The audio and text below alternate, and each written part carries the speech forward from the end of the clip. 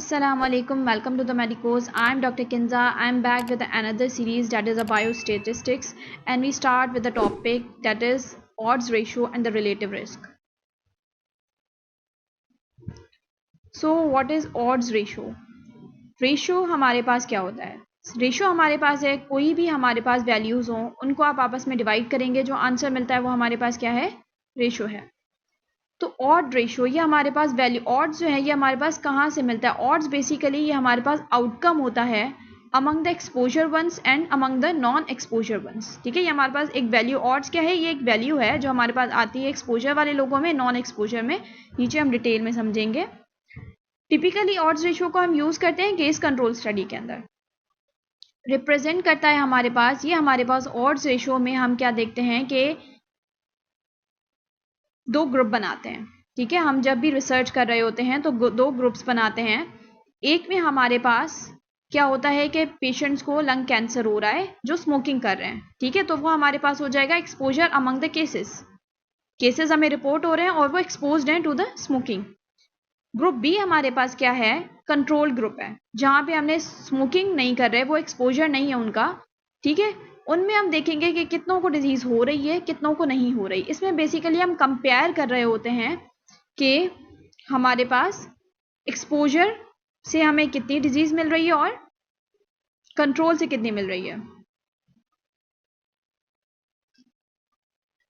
तो अगर हमारे पास ऑड्स रेशियो आ जाए 1, अगर हमारे पास ऑड रेशियो क्या है? 1 है, तो हम आगे हम फॉर्मूला देखेंगे, उससे आप कैलकुलेट कीजिएगा। तो ऑड्स रेशियो अगर हमारे पास 1 आता है, अगर हमारे पास ऑड रेशियो 1 आ गया तो उसका मतलब ये है कि हमारे पास जो एक्सपोज हुए थे और जो नॉन एक्सपोज वन से, दोनों के अंदर लंग कैंसर का रेशियो बिल्कुल सेम है, कोई भी हमें चेंजिंग नहीं मिली।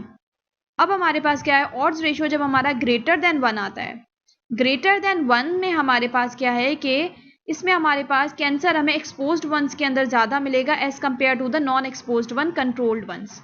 और ओ आर हमारे पास लेस देन 1 है, इसका मतलब ये है कि नॉन एक्सपोज्ड जो ग्रुप था ना, नॉन एक्सपोज्ड ग्रुप, उसमें हमें लंग कैंसर ज्यादा मिला as compared to the exposed one. अब हमारे पास क्या है? ये फॉर्मूला है। पहले आप ये देखें कि आगे क्या लिखा हुआ है? Odds of the exposure among cases A C, A divided by the C, और odds of the exposure among the controls हमारे पास क्या है? B divided by the D. इसमें हम क्या करते हैं कि ए हमारे पास क्या है कि सपोज करें कि 10 लोगों को कैंसर हो रहा है, कितनी पॉपुलेशन के अंदर? 30 लोगों के अंदर। तो हम क्या करेंगे? 10 डिवाइडेड बाय 30 कर देंगे। और ये ऐसे ही हमारे पास क्या होगा कि odds of the exposure among the controls, तो कंट्रोल्स में हम देखेंगे कि हमारे पास कितने लोग थे, उसमें भी हमने 30 लिए तो इसमें भी हम 30। ठीक है, हमारे पास 30 लोग हैं। 30 लोगों में से हमारे पास किसके अंदर हो रहा है? 5 में से, तो 5 को हम डिवाइड कर देंगे 30 से।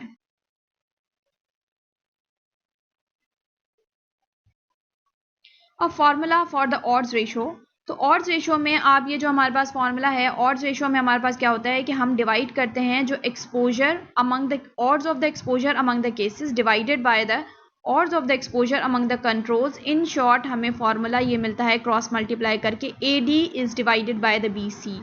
ये हमारा फाइनल फॉर्मूला है। ठीक है, तो आपने क्या करना है? ए सी हमें केसेस वाली जो वैल्यू थी, ठीक है, हमें जो केसेस रिपोर्ट हुए। अब हमारे पास क्या है? B D. क्या है हमारे पास? बी डी एक ग्रुप था जिसमें 20 लोगों को डिजीज हुई, 10 लोगों को डिजीज नहीं हुई। ठीक है, तो ये ए सी हो गया। बी डी हमारे पास क्या है? 5 जो है ना, वो 5 लोगों में डिजीज अपियर हुई कंट्रोल ग्रुप के अंदर। और डी जो है ना, ये हमारे पास वो है कि जो नॉन एक्सपोज्ड वंस है। इसमें हम क्या करेंगे? हमें आंसर कैसे मिलेगा? ऑड्स रेशियो को ए डी ए सी की वैल्यू लिखें, बी डी की वैल्यू लिखें और इनको क्रॉस मल्टीप्लाई कर दें। ठीक है, 20 को 20 से मल्टीप्लाई करें, 5 को 10 से मल्टीप्लाई करें। ठीक है, 20 को 20 से करेंगे, हमारे पास क्या आंसर आएगा? 400। 5 को हम 10 से करेंगे, हमारे पास आंसर क्या आएगा? 40। तो एट द हम क्या करेंगे? इन दोनों को, अब हमारे पास ए डी क्रॉस मल्टीप्लाई करें, ए डी और बी सी दोनों को क्रॉस मल्टीप्लाई किया तो हमारे पास जो आंसर आया उसको हम डिवाइड करेंगे। ए डी और बी सी को आपस में डिवाइड करेंगे, जैसे ऊपर फॉर्मूला है, तो उससे हमें ऑड्स रेशियो मिल जाएगा। सपोज करें अब हमारे पास क्या है, एग्जाम्पल देते हैं। If case control study 20 to 30 patients with a lung cancer, patient है उनमें 30 लोग हैं, 30 पेशेंट्स हैं और 20 को जो है ना लंग कैंसर हुआ है जो स्मोकिंग करते हैं, और हमारे पास वहीं 25 लोग थे, लेकिन 25 लोगों में से सिर्फ 5 को ही हुआ। ये भी क्या करते थे, स्मोकिंग करते थे। अब हमारे पास OR रेशियो इसका क्या है, हमारे पास 80 आया है। वही हमारे पास क्या है, आप क्रॉस मल्टीप्लाई करेंगे और इसका आंसर आपको आ जाएगा। तो अगर आपका OR 8 आया है, 8 आने मतलब ग्रेटर देन 1, ग्रेटर देन 1 का मतलब साफ यही है कि एक्सपोज्ड वंस के अंदर आपको लंग कैंसर ज्यादा मिला है as compared to the non exposed ones. So patient with a lung cancer are more likely to have a history of smoking. अब हमारे पास आता है रिलेटिव रिस्क। रिलेटिव रिस्क में हम क्या करते हैं, कंपेयर कर रहे होते हैं कि एक्सपोजर और इसके बारे में आउटकम से रिलेटेड। कोहॉर्ट स्टडी में typically used in the cohort study में हम वैसे भी लेक्चर अपलोड हुआ है इस पे भी, तो वो आप देख सकते हैं। कोहॉर्ट स्टडी में हम जो है ना कंपेयर कर रहे होते हैं कि कितने जो है ना किन चीज़ों के एक्सपोजर से कितना डिजीज़ का हमारे पास परसेंटेज है। इसमें risk of the developing disease को देखा जाता है in the exposed groups divided by the unexposed groups. अब यहाँ पे स्लाइड में एक चीज़ मेंशन नहीं है, मैं आपको वर्बली बता देती हूँ। RR रेशो जब भी रिलेटिव रिस्क 1 के बराबर होगा, जैसे OD रेशो 1 के बराबर था, वैसे ही हमारे पास RR जब 1 के बराबर होगा तो कोई भी एसोसिएशन नहीं होगी एक्सपोजर और डिजीज़ के। ठीक है, हमने जो एक्सपोजर दिया पेशेंट्स को, अब रेशो अगर हमारा 1 आ गया तो इसका मतलब यह है कि उस रिस्क फैक्टर से कोई डिजीज़ कॉज नहीं हो रही। लेकिन अगर RR ratio is greater than 1 है तो इसका मतलब यह है कि एक्सपोजर जो एसोसिएट है ना उस डिजीज़ के साथ, मतलब ये जो रिस्क फैक्टर है ना, ये इसका और डिजीज़ का बहुत ही स्ट्रॉन्ग रिलेशनशिप है। इंक्रीज हमारे पास क्या है, डिजीज़ अकरेंस हो जाती है जब ग्रेटर देन 1 होगा, और जब भी हमारे पास RR रेशो लेस देन 1 होगा इसका मतलब यह है कि हमारे पास exposure associate with the disease occurrence जो है exposure associated with the disease occurrence हमारे पास क्या है, कम है, जब हमारे पास RR रेशो लेस देन 1 होगा। अगेन हमारे पास क्या है, रिलेटिव रिस्क का क्या है, ये हमारे पास फॉर्मूला है। और रिलेटिव रिस्क से हमें सिर्फ ये नहीं पता लगता कि किस मतलब रिलेशन नहीं पता लगता रिस्क फैक्टर और डिजीज के बारे में, सिर्फ और सिर्फ रिलेशन पता नहीं लगता, बल्कि हमें जो है ना परसेंटेज भी पता लगती है कि कितने ज़्यादा इस रिस्क से डिजीज होने के चांसेस हैं।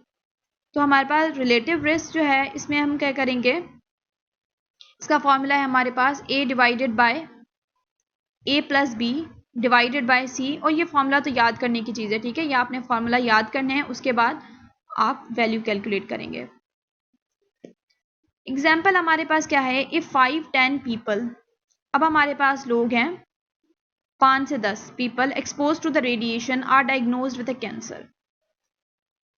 10 लोग हैं, 5 को कैंसर हुआ है जो रेडिएशन से एक्सपोज हुए, लेकिन जो रेडिएशन से एक्सपोज नहीं हुआ उन 10 लोगों में से सिर्फ एक को कैंसर हुआ।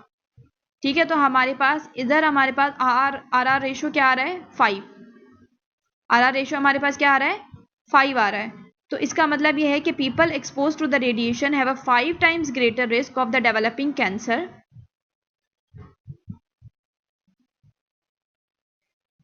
इधर भी हमारे पास वैल्यू है। ठीक है, इसमें हमारे पास क्या है, अगेन अब देखेंगे, पहले तो चलो एग्जाम्पल देख ली ना हमने, लेकिन वही सवाल आता है कि कैलकुलेट कैसे करेंगे, फॉर्मूला को यूटिलाइज कैसे करेंगे।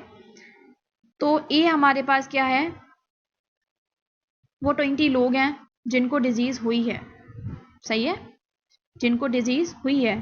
सी हैं जिनको डिजीज नहीं हुई। बी हमारे पास, ये हमारे पास हो गया केस ग्रुप जो एक्सपोज है to the particular risk factor. BD हमारे पास क्या है, वही कंट्रोल ग्रुप है जिसमें हमारे पास 5 को डिजीज हो रही है, 20 को डिजीज नहीं हो रही। अब इसका फॉर्मूला होगा कैसे, इसको डिवाइड कैसे करेंगे, हमारे पास A की वैल्यू रखेंगे। ठीक है, ये जो हमारे पास फॉर्मूला है A, ठीक है, उसके बाद A प्लस B, हमारे पास क्या होगा A प्लस B। अगेन वैसे ही आप फॉर्मूला को पुट करें और आंसर आ जाएगा। इंशाल्लाह कमिंग लेक्चर के अंदर कोशिश यही होगी कि इससे रिलेटेड BCQs भी सॉल्व कर दें। So thank you, this is for today. अगर आपको लेक्चर पसंद आया हो तो काइंडली सब्सक्राइब करें, लाइक करें, शेयर करें, और कोई भी रिव्यूज़ हो, कोई भी प्रॉब्लम हो या कोई भी चीज़ हो तो वो आप डिस्कस करते हैं कमेंट सेक्शन में। Thank you.